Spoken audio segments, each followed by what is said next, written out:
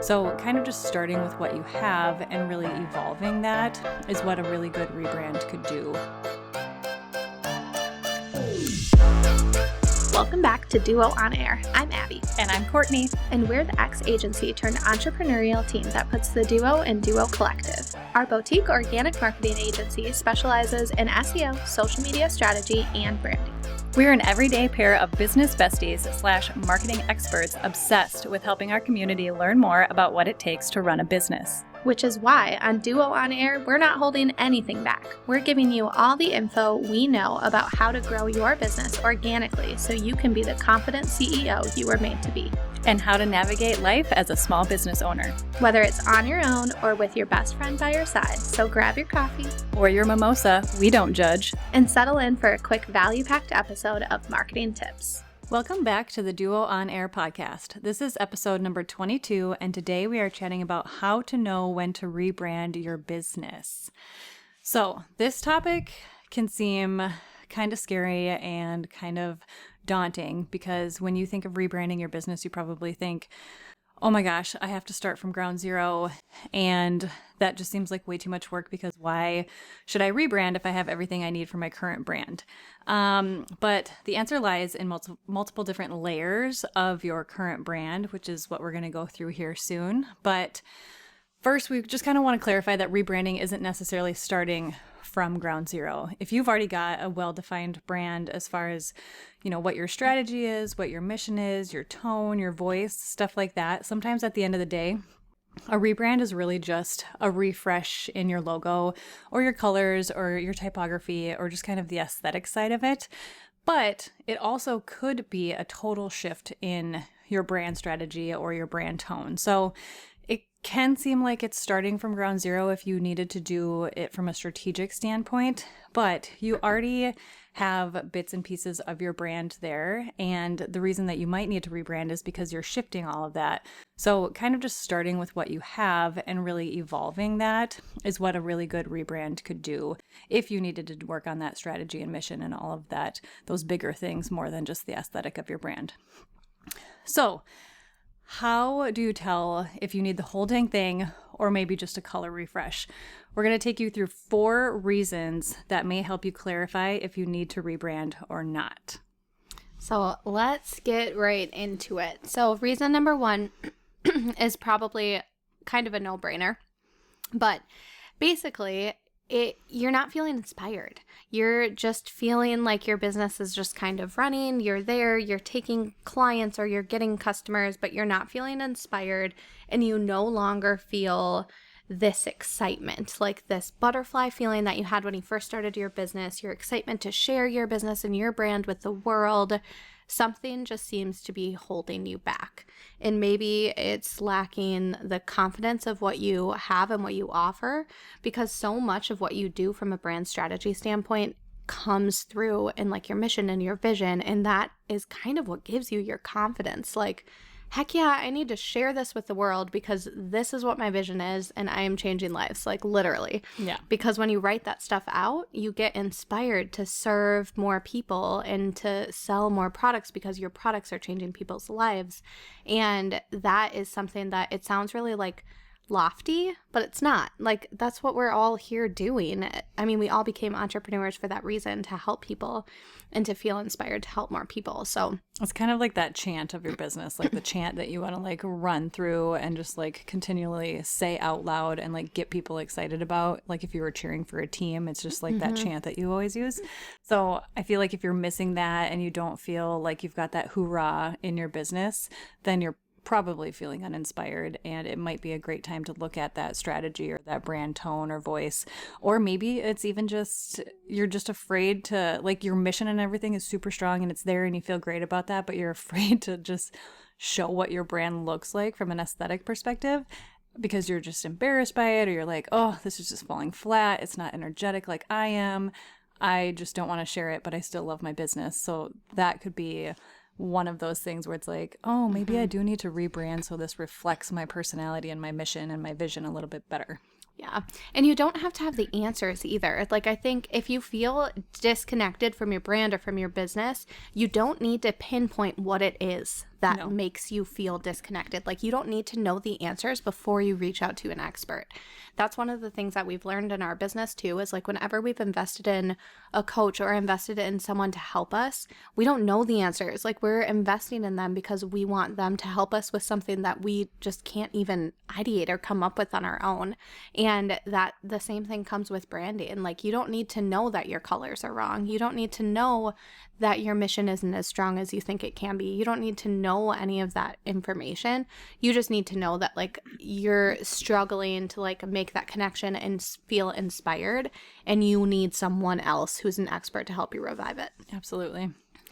So reason number 2 is that your products or services have changed. So I think we all know from a small business perspective that you launch it and you're excited about what you have and you hit the ground running, and then you start to evolve and you're like, oh shoot, like, do we actually want to provide this service? We're not totally sure yet. Or you are a year or 2 years in and you're like, actually, like, the clients we've gotten from this just haven't really lit a fire under me. I'm not sure we want to keep working with this service or with those clients. So you're kind of just like in this phase of like, well, shoot, it's paying the bills and it, I keep getting those clients, but it's not the thing that's really lighting that fire under me. So you therefore are no longer targeting the same audience that you once did.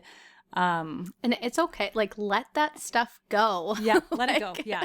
You are probably so the hard. only one that sees it or like dwells on it as much as you do, and nobody else sees that. But it's okay to evolve your business as far as the services that you offer or the products that you offer. And it's okay to change those up if you're like, you've got this product and you're like, dang, I love this product and I thought it was going to sell so great because like it fits in my life so well, but it just wasn't a hot seller for you. It's okay to put that down and set it aside for a while and try something new. There's no right or wrong answer in this. Sometimes clearing the clutter too, I'd say, can help people focus on like what it is that you actually offer that you love, or what you sell that you love. So don't be afraid to like clear it, because if someone really remembered that you used to offer that, they're going to ask you anyways. They're just going to send you a message and they're going to say, hey, I feel like you used to do this. Do you still do this? And if you really wanted to take it on, sure you could. But chances are you'll resonate more with the right person if you really just start to focus on what you want to do, because you're going to be more passionate and more like authoritative on that topic. And you can really just focus on doing what you love, because that's, at the end of the day, that's why we all got into this business in the first place, is to love what we do. So don't get like bogged down in the nitty gritty of it. Just give yourself permission to like let go of those offerings, and then take a look at your audience. Like, is it the same person, and does your branding even make sense? Right. Absolutely. I would say like one of the things that we do that we don't like say that we do, but we kind of do on the side for some clients, is apparel designs. So it's actually one of the ways that I kind of got into freelance was working with a few apparel companies, and I can sit down and design apparel for It's insane. hours and days, and I just love it. And I probably come up with way too many options, but it's like, we don't say that we're the experts in apparel, because we are not, but it's just one of those things that we know we can do, and I have a really fun time doing it, but it's not a service that we're like blasting out there, because that's not what we want to focus on. But if we have a client that comes to us and they're like, hey, we want this, it's like not on your services, but can you do it?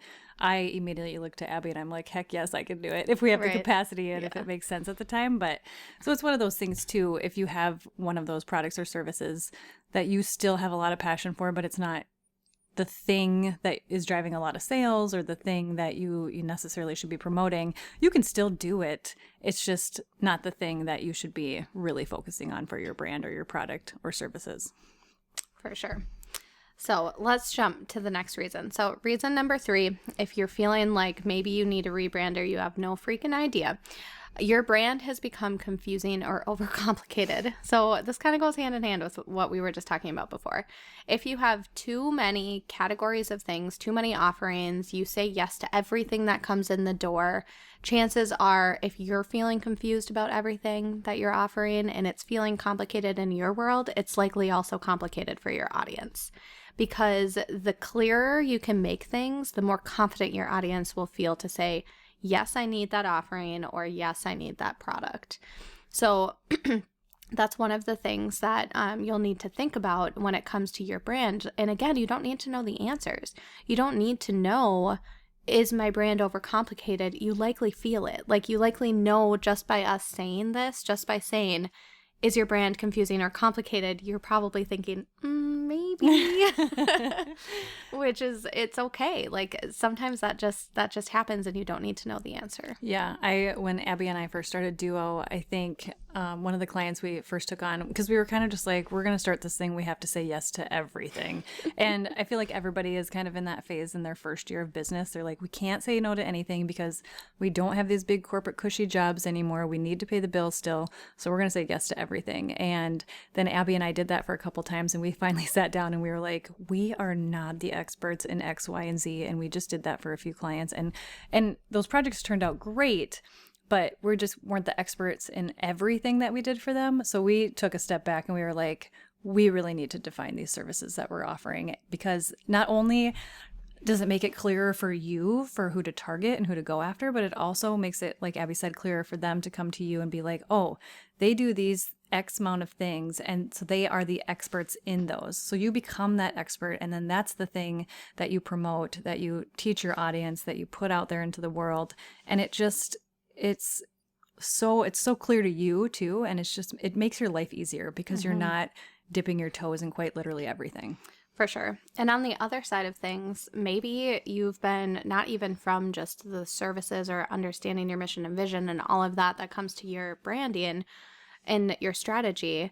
When it comes to the visual side of things, if you've been DIYing your brand for a few years, you likely have bundles of templates that you bought. And I believe it was episode 18, we talked all about social media templates. So if you haven't listened to that one, go back and listen to it. But if you have all of these bundles of templates that you've bought across Creative Market and across Etsy and across any of the websites or membership hubs that you're a part of, wherever you are, you likely have all of these different pieces, and they might not all flow together. Like, you feel like you're just lacking that consistency. Are you using different fonts every time you post something? Are your colors slightly changing every time you post something? If there's something that if you don't feel like you're pulling from a concrete brand board that has your colors, your fonts, your approved logos, like if you're not pulling from one space in Google Drive or whatever that is that you have that lets you know what you should be doing, you'll likely feel this confusion or over complicatedness just from a visual aspect, even if you feel really strong about your strategy and who you're connecting with. Yeah, absolutely. And I think that consistency is key, especially for our audience when they're coming to us, because they might land on our Instagram page, but then they want to learn more, so they bump out to our website. They expect our website to look just like our Instagram page, because if it doesn't and they land on our site, they may think that they landed on a totally different site if it doesn't match, or B, they might just be completely thrown off just immediately because they're like, what's going on here? These girls aren't consistent.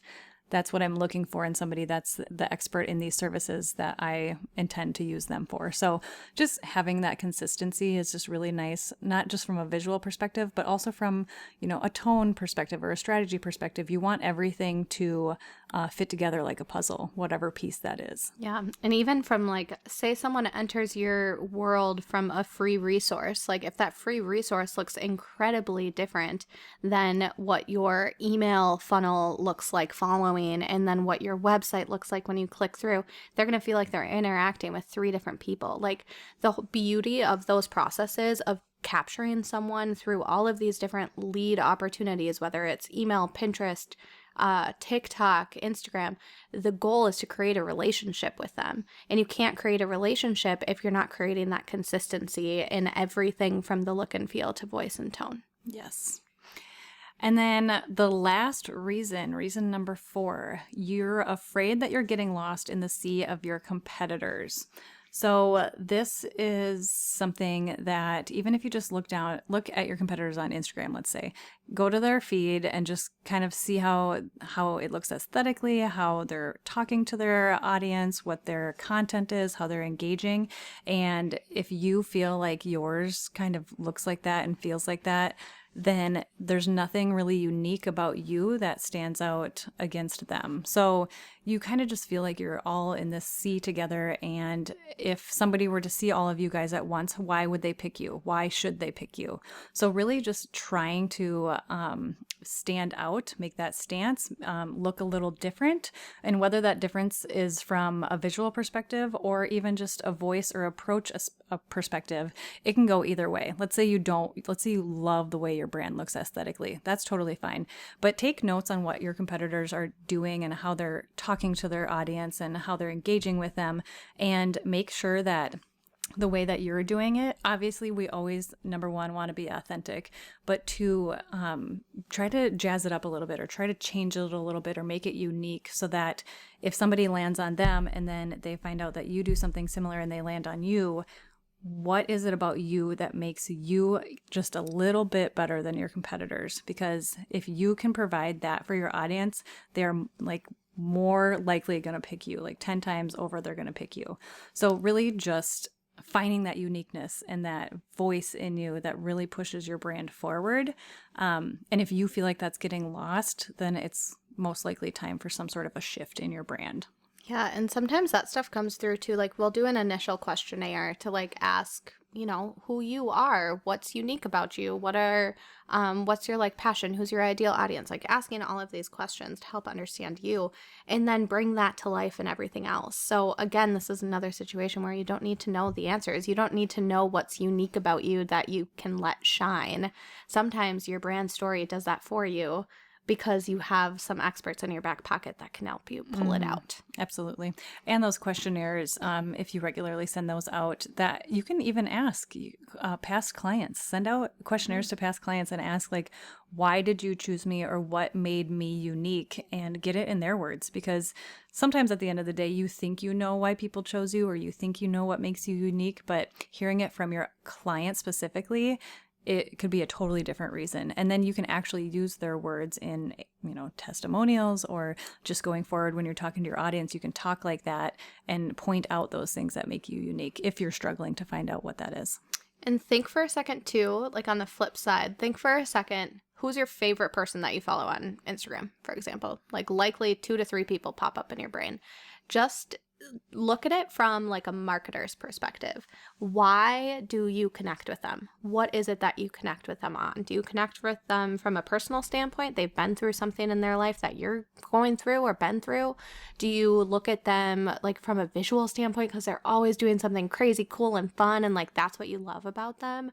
Is it just like that they're funny or like inspirational or like they make you feel good? Like who are those people that you follow that you love?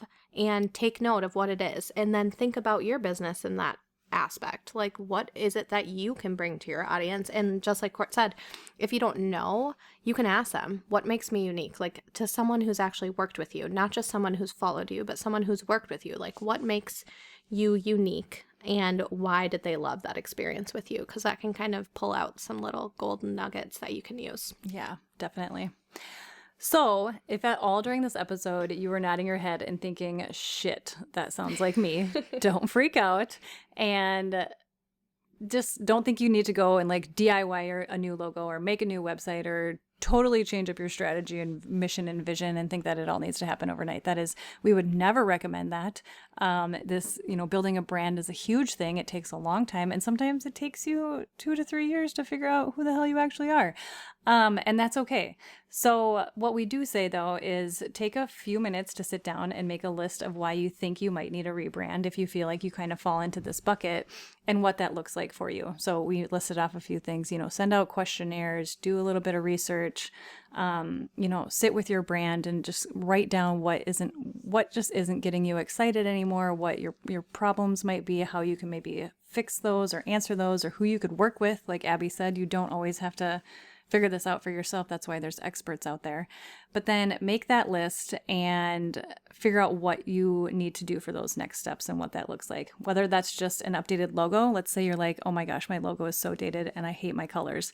Then that's an easy aesthetic fix.